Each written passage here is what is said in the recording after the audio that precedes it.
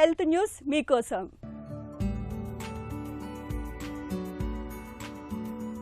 అధిక రక్తపోటును అదుపులో ఉంచడానికి సూచించే డాష్ డైట్ మధుమేహ నియంత్రణకు కూడా తోడ్పడుతుందని పేర్కొంటున్నారు జాన్ హాప్కిన్స్ విశ్వవిద్యాలయానికి చెందిన పరిశోధకులు.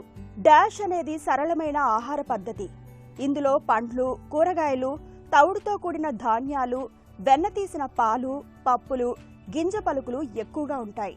మాంసాహారులకైతే చికెన్, చేపల వంటి వాటికి ప్రాధాన్యం ఇస్తారు. అదే సమయంలో ఉప్పును పరిమితం చేసుకోవడం చాలా ముఖ్యం.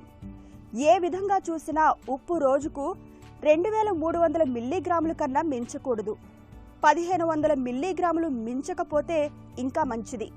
అలాగే మాంసం, మిఠాయిలు, తీపి పానీయాలు, చక్కెర, ఉప్పు, కొవ్వు కలిపి తయారు చేసిన ఆహార ఉత్పత్తుల్ని తగ్గించుకోవాలి. ఈ డాష్ డైట్ అనేది రక్తపోటును తగ్గించడం ద్వారా గుండె ఆరోగ్యం మెరుగవడానికి తోడ్పడుతున్నట్లు చాలా అధ్యయనాలు చెబుతున్నాయి.